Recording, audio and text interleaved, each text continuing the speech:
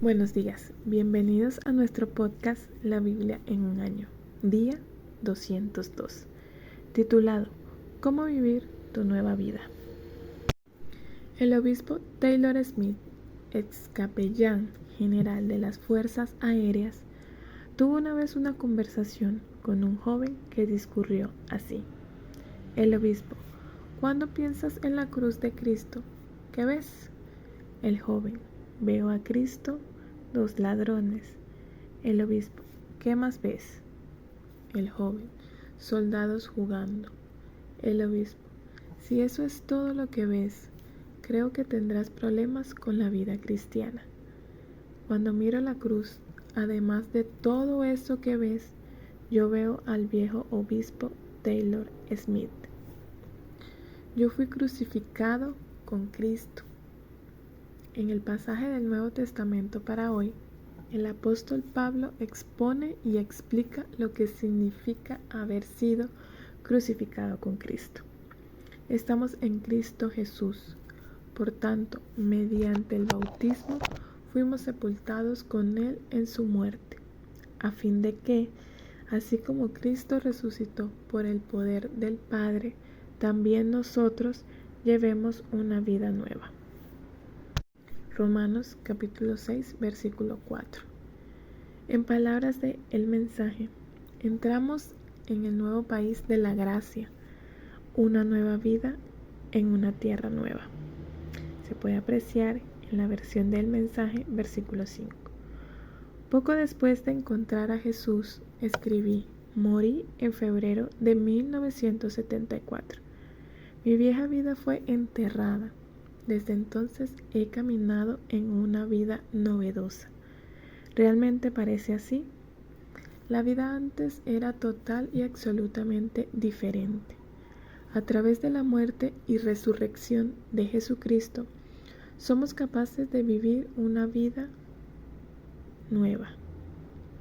En los pasajes de hoy vemos cómo esto fue anticipado en el Antiguo Testamento y cumplido en el Nuevo Testamento. Les invito a que leamos Salmos capítulo 87 desde versículo 1 al versículo 7 en la Nueva Versión Internacional. Salmo de los hijos de Coré, cántico. Versículo 1. Los cimientos de la ciudad de Dios están en el santo monte. El Señor ama las entradas de Sión más que a todas las moradas de Jacob. De ti, ciudad de Dios, se dicen cosas gloriosas. Entre los que me reconocen puedo contar a Rahab y a Babilonia, a Filistea y a Tiro, lo mismo que a Cus. Se dice: este nació en Sión. De Sión se dirá, en efecto, este y aquel nacieron en ella. El Altísimo mismo la ha establecido. El Señor anotará en el registro de los pueblos: este nació en Sión. Y mientras cantan y bailan, dicen: todas mis fuentes están en ti. Punto número 1. Nueva canción. Este es un salmo de alabanza que no es tan fácil de entender, el cual ha sido descrito como uno de los más difíciles de todo el Salterio, pues está escrito en un lenguaje poético. El salmista concluye anticipando el futuro, y tanto los que cantan como los que danzan dirán: todas mis fuentes están en ti. Se puede apreciar en la Reina Valera 2015, versículo 7. Esta imagen de agua desbordante es una imagen de la vida abundante. A menudo se usaba en el Antiguo Testamento para representar la presencia de Dios en el templo. Por ejemplo, en Ezequiel 47.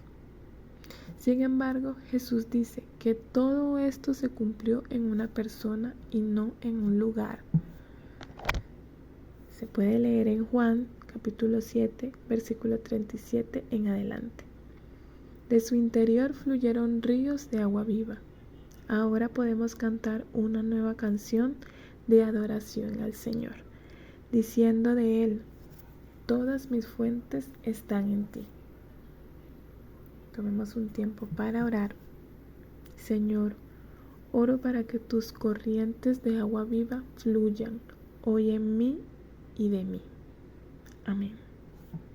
Los invito a leer Romanos capítulo 7 desde el versículo 1 al versículo 7, al versículo 14. ¿Qué concluiremos? ¿Vamos a persistir en el pecado para que la gracia abunde? De ninguna manera. Nosotros que hemos muerto al pecado, ¿cómo podemos seguir viviendo en él? ¿Acaso no saben ustedes que todos los que fuimos bautizados para unirnos con Cristo Jesús, en realidad fuimos bautizados para participar en su muerte? Por tanto, mediante el bautismo fuimos sepultados con Él en su muerte, de modo que, así como Cristo resucitó por el glorioso poder del Padre, también nosotros andemos en una vida nueva. En efecto, si hemos estado unidos con Él en una muerte como la suya, sin duda también estaremos unidos con Él en su resurrección. Sabemos que nuestra vieja naturaleza fue crucificada con Él, para que nuestro cuerpo pecaminoso perdiera su poder, de modo que ya no siguiéramos siendo esclavos del pecado, porque Él muere, queda liberado del pecado.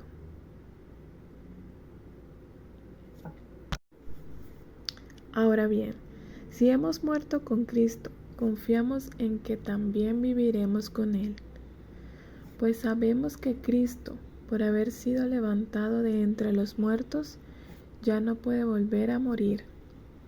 La muerte ya no tiene dominio sobre Él. En cuanto a su muerte, murió al pecado una vez y para siempre. En cuanto a su vida, vive para Dios. De la misma manera, también ustedes considérense muertos al pecado, pero vivos para Dios en Cristo Jesús.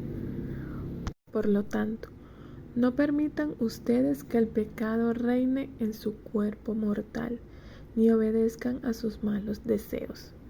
No ofrezcan los miembros de su cuerpo al pecado como instrumentos de injusticia. Al contrario, ofrézcanse más bien a Dios como quienes han vuelto de la muerte a la vida, presentando los miembros de su cuerpo como instrumentos de justicia. Así el pecado no tendrá dominio sobre ustedes, porque ya no están bajo la ley, sino bajo la gracia. Punto número 2. Nueva libertad. Rasputín, el aunque loco, también influyente monje ruso, enseñó a sus seguidores que después de su conversión debían ir y pecar más, de modo que al ser perdonados sentirían más el amor de Dios. No entendió que la gracia no es una excusa para pecar, más bien es una razón para no pecar. Pablo se ocupa de este mismo asunto al preguntar si la gracia satisface todos nuestros pecados, y si al pecar más la gracia abunda aún más. ¿Deberíamos persistir en el pecado para que la gracia abunde? Se puede ver en el versículo 1. Pablo responde: claro que no. Si hemos dejado el país donde el pecado es soberano, ¿cómo podemos vivir aún en nuestra antigua casa? ¿No te das cuenta de que hemos hecho las maletas y nos hemos ido de allí para siempre? Se puede apreciar en el versículo 2 del mensaje. Ahora somos libres. Tenemos una actitud radicalmente cambiada hacia el pecado. Si hemos sido cambiados tan radicalmente de la muerte a la vida, ¿cómo podemos todavía vivir en pecado? Una vez fuimos esclavos del pecado y teníamos que obedecer sus mandamientos, pero ahora somos libres. En este pasaje vemos los 3 tiempos: pasado, presente y futuro de la salvación. ¿Has sido salvado de la pena del pecado? Pablo escribe en tiempo pasado que nuestra vieja naturaleza fue crucificada con él para que nuestro cuerpo pecaminoso perdiera su poder, de modo que ya no siguiéramos siendo esclavos del pecado, porque el que muere queda liberado del pecado. Versículos 6 y 7. Nuestro pasado es absuelto totalmente por medio de la muerte de Jesús en la cruz. Tu culpa fue eliminada y la pena por todo tu pecado, pasado, presente y futuro, ha sido pagada. Fuiste liberado. Serás salvado de la presencia del pecado. Pablo escribe: si hemos estado unidos con él en su muerte, sin duda también estaremos unidos con él en su resurrección. Versículo 5. Tu salvación aún no está completa. Pablo escribe en tiempo futuro sobre la salvación. Un día estarás unido con él en su resurrección y serás liberado para siempre de la presencia del pecado y disfrutarás de la presencia ininterrumpida de Dios para siempre. Eres salvo del poder del pecado. Pablo escribe: piensen de esta manera de ahora en adelante. El pecado habla un lenguaje muerto que no significa nada para ustedes. Dios habla la lengua materna de ustedes y ustedes aguardan cada palabra. Están muertos al pecado y vivos a Dios. Eso es lo que Jesús hizo. Eso significa que no deben darle parte al pecado en la forma en que conducen sus vidas. No le den la hora del día. Ni siquiera hagan pequeños mandados que estén conectados con aquel viejo modo de vida. Entréguense a sí mismo de todo corazón y a tiempo completo. Recuerden, han sido resucitados de entre los muertos, a la manera de Dios de hacer las cosas. Se puede apreciar en los versículos 11 al 14 del mensaje. Jesús te ha liberado, no solo de la culpa del pecado, sino también de su poder adictivo. No necesitas pecar más. El pecado no tendrá dominio sobre ustedes. Versículo 14.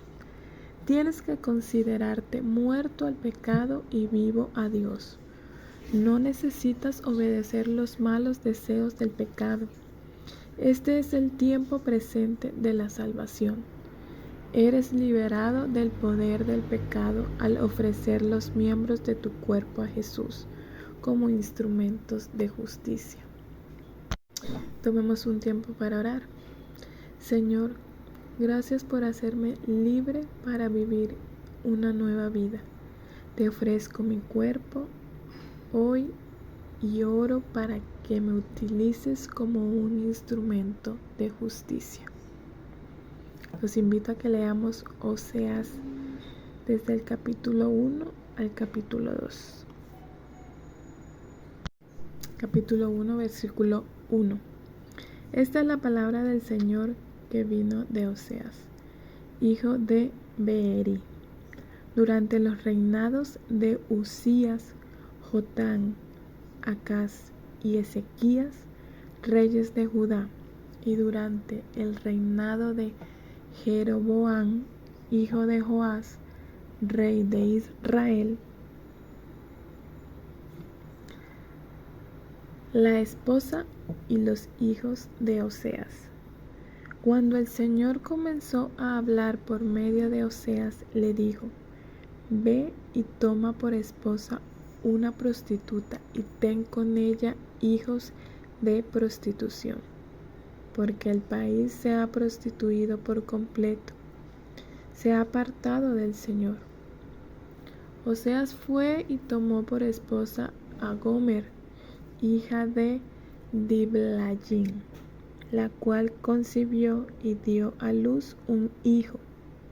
Entonces el Señor dijo: ponle por nombre Jezreel, porque dentro de poco haré que la casa real de Jehú pague por la masacre en Jezreel. Así pondré fin al dominio del reino de Israel. Ese día quebraré el arco de Israel en el valle de Jezreel. Ella volvió a concebir y dio a luz una niña.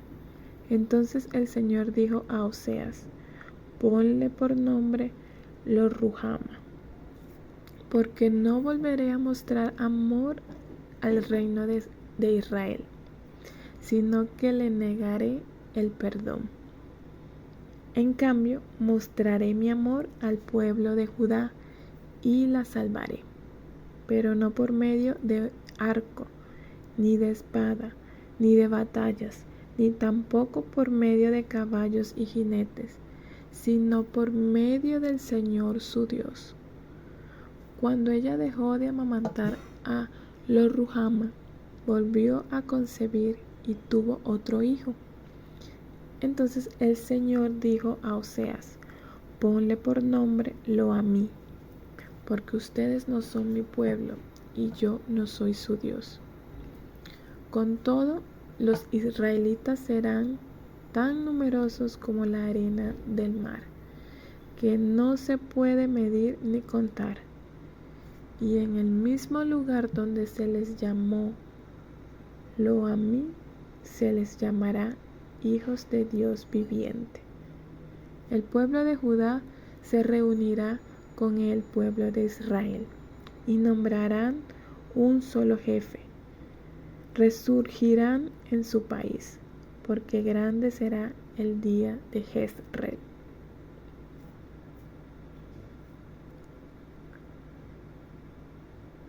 Capítulo 2. Llamen a sus hermanos Ammi y a sus hermanas Ruhama. Hay un título: Castigo y restauración de Israel. Acusen a su madre, acúsenla, porque ella no es mi esposa ni yo su marido. Que se quite del rostro el maquillaje de prostituta y de entre los pechos los adornos de su adulterio. De lo contrario, la desnudaré por completo, la dejaré como el día en que nació, la pondré como un desierto, la convertiré en tierra seca y la mataré de sed. No tendré compasión de sus hijos, porque son hijos de prostitución. Su madre es una prostituta, la que los concibió es una desvergonzada. Pues dijo: quiero ir tras mis amantes, que me dan mi pan y mi agua, mi lana y mi lino, mi aceite y mis bebidas. Por eso le cerraré el paso con espinos, la encerraré para que no encuentre el camino. Perseguirá a sus amantes y no los alcanzará. Los buscará y no los encontrará. Entonces dirá: prefiero volver con mi primer esposo, porque antes me iba mejor que ahora. Ella no ha reconocido que fui yo quien le dio el grano, el vino nuevo y el aceite. Yo le había multiplicado la plata y el oro que ella usó para Baal. Por eso volveré para quitarle mi grano cuando esté maduro, y mi vino nuevo en su estación. La dejaré sin la lana y el lino que le di para cubrir su desnudez. Voy a exhibir su desvergüenza a la vista de sus amantes, y nadie la librará de mi mano. Pondré fin a todas sus celebraciones, sus fiestas anuales, sus lunas nuevas, sus días de reposo y sus festividades. Devastaré sus vides y sus higueras, que consideraba la paga de sus amantes. Las convertiré en maleza, y los animales del campo acabarán con ellas. La llamaré a cuentas por los días en que quemaba incienso a sus baales, cuando se adornaba con zarcillos y joyas, y, olvidándose de mí, se iba tras sus amantes, afirma el Señor. Por eso ahora voy a seducirla, la llevaré al desierto y le hablaré con ternura. Allí le devolveré sus viñedos y convertiré el valle de Acor en una puerta de esperanza. Allí responderé, como en los días de su juventud, como en el día en que salió de Egipto. En aquel día, afirma el Señor, me llamarás esposo mío, y no me llamarás más mi Señor. Quitaré de tus labios el nombre de tus baales, y nunca más volverás a invocarlos. En aquel día haré un pacto en favor de ellos, con los animales del campo, con las aves de los cielos y con los reptiles de la tierra. Eliminaré del país arcos, espadas y guerra, para que todos duerman seguros. Te haré mi esposa para siempre. Te haré mi esposa con derecho y justicia, en gran amor y compasión. Te haré mi esposa con fidelidad y entonces conocerás al Señor. En aquel día yo responderé, afirma el Señor. Yo responderé al cielo y el cielo responderá a la tierra. La tierra responderá al cereal, al vino nuevo y al aceite. Y estos responderán a Jezreel. Yo la sembraré para mí en la tierra. Mostraré mi amor a lo Ruhama, a lo a mí. Lo llamaré a mí, y él me dirá, tú eres mi Dios. Punto número 3. Nuevo amor. Dios te ama incondicionalmente, de todo corazón y de forma continua, sin importar lo que hayas hecho. Puedes tener un nuevo comienzo, un nuevo inicio, una nueva vida y un nuevo amor. Oseas es el profeta del amor, escribe Eugene Peterson, pero no el amor como lo imaginamos o fantaseamos. Él era una parábola del amor de Dios por su pueblo hecho realidad, como Dios lo reveló y lo promulgó. Una parábola vivida. Es una historia asombrosa, un profeta a quien se le ordenó casarse con una prostituta común y tener hijos con ella. Es un mensaje aún más asombroso. Dios nos ama de esta manera. Va tras nosotros en lo peor. Nos persigue hasta que nos capta. Y de hombres y mujeres que no saben nada del amor verdadero. Hace gente llena de amor. Oseas estaba profetizando poco después del tiempo de Amós, 750-722 a.C.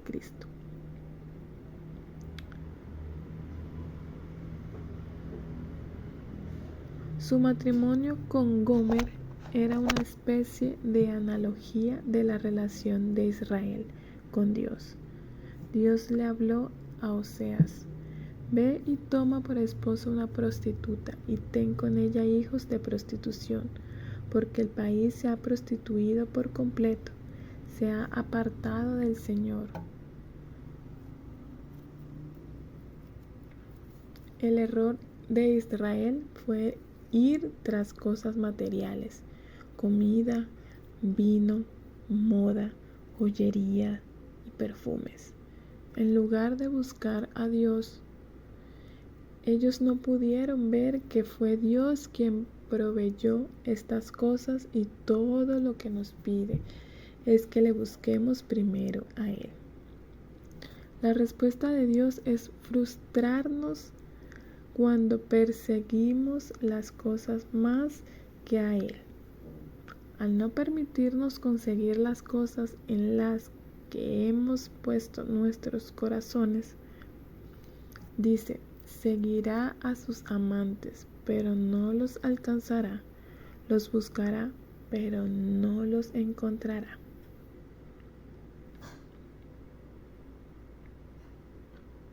Dios anhela que vivas en una relación con Él, tan cercana como la de un esposo y una esposa. Afirma, ahora voy a seducirla.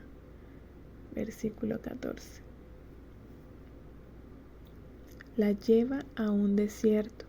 A menudo es el lugar donde se oye la voz de Dios y le habla con ternura. Versículo 14. En aquel día, afirma el Señor, me dirás, esposo mío, yo te haré a mi esposa para siempre. Se pudo ver en el versículo 16, 19. Esto prefigura la relación de Jesús con su iglesia. Dios promete una nueva relación amorosa entre Él y su pueblo. Se pudo apreciar en el versículo 19 y 20. Ellos conocerán al Señor, lo reconocerán. Será una relación de amor y compasión. Declara, yo la sembraré para mí en la tierra. Me compadeceré de la indigna de compasión. A pueblo ajeno lo llamaré pueblo mío, y él me dirá, mi Dios. Se puede apreciar en el versículo 23. Tomemos un tiempo para orar.